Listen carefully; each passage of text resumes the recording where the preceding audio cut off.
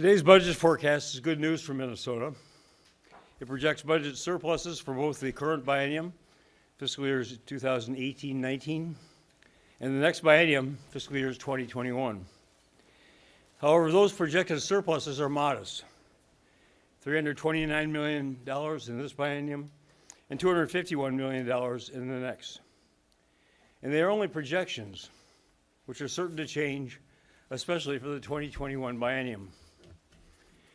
They should caution all of us that any changes to current tax laws and expenditure commitments need to have minimal net effects, particularly since any ongoing changes would double their fiscal impact in the next two-year biennium compared to the one remaining year of the current biennium. Further caution is required because the state's macroeconomic consultant, IHS Markit, predicts that after the temporary boost to the national economy provided by the federal government's massive tax cut and spending increase, both real GDP growth and consumer spending will recede to below their previous forecast for 20 and 21.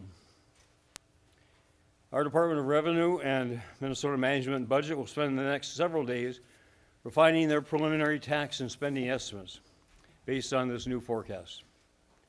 I will then use their revised estimates to prepare my own supplemental budget request, which I expect to issue on March 15th. Like the legislature, I will have to compress what I would like to do into what I believe we can do, given these limiting fiscal realities.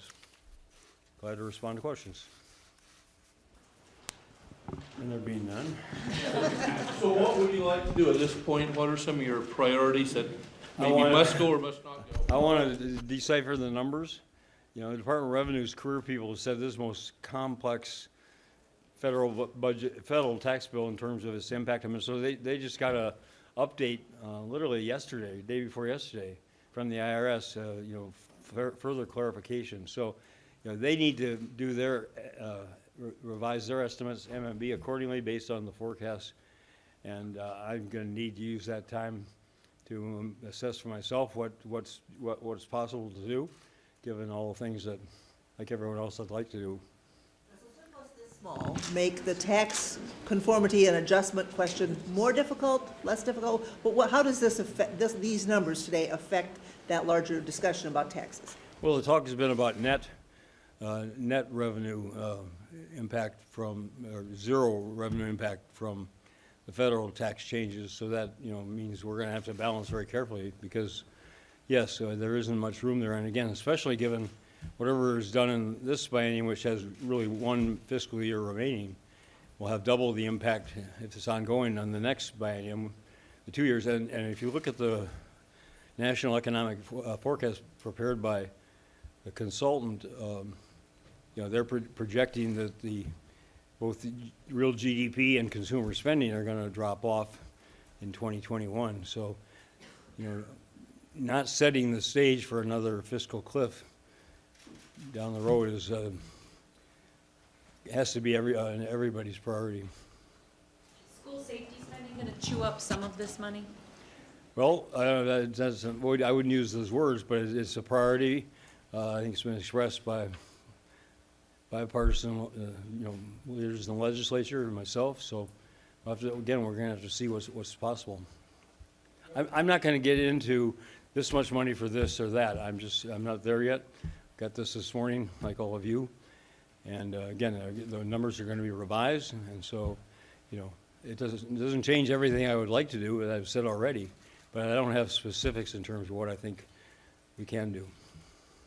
The Republicans are going to present a much higher number, somewhere in the 460 million range today, and they're going to call these books cooked. Those are their words. What do you think? I think that's extremely irresponsible. You know, the integrity of our this forecasting process is absolutely essential to the integrity of Minnesota government, and absent significant proof that they have, I think it's just extremely, extremely irresponsible, and it doesn't bode well for a constructive legislative session. I think you're going to say we now have 463 million in the bank.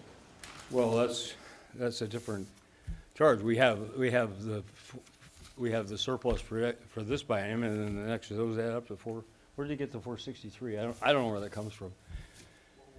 It's one thing to, I mean, if we're gonna go into another one of these, Dayton's cooking the books again, it's gonna be a very ugly legislative session.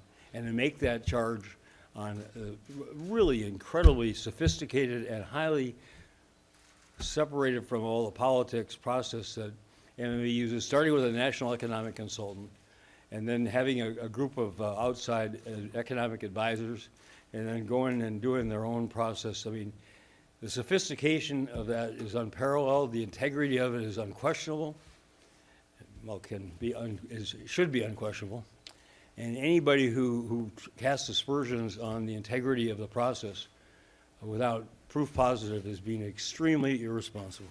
Governor, just along those lines then, one of the things that Republicans cite is the repatriation numbers that are coming in for the money coming back into the United States. They suggest that it's lower than it really will be, $19 million as opposed to $160 million is what they suggest. I mean, I have to know what the basis of their computation is. It's a somewhat speculative number, guaranteed, because nobody knows exactly how much is going to be repatriated. We could conform to the federal, which is, they're going to assume it's all going to be repatriated and tax it they're cutting at 8% immediately, and we allow 8 years to play that out. So I mean, part of it depends on how we respond to the federal change.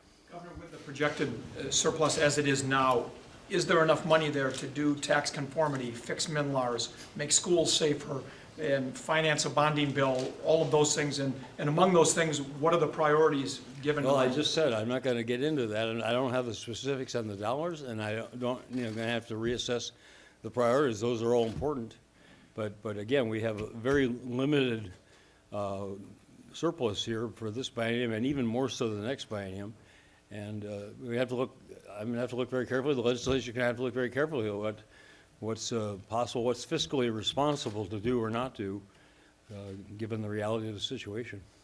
At the end of last session, you and others were concerned that the tax bill that you signed into law was too big and was going to cause problems down the road. Does this forecast ease those concerns? Well, it depends on how people respond to it.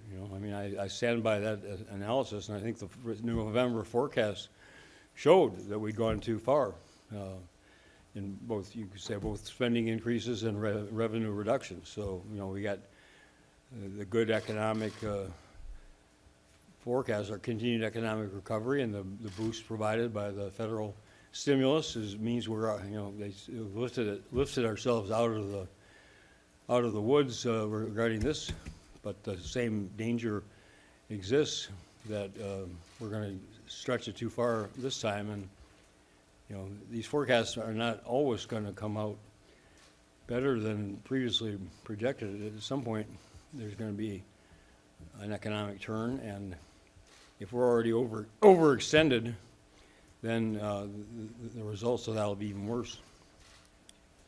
Are one of your priorities to make the projected surplus for 2020 and 2021 larger than it currently stands right now at $251 million for your successor? I'll say it again. I don't have specific numbers. I have to look and see what the revised forecast is. I have to see. I want a structural surplus, which is defined as a surplus in 2021. But that's got to be more than $1. So I'm just not prepared to say today. Governor, when you, I think it's had breakfast, was it, with the leaders the other day, did you talk about legislative priorities?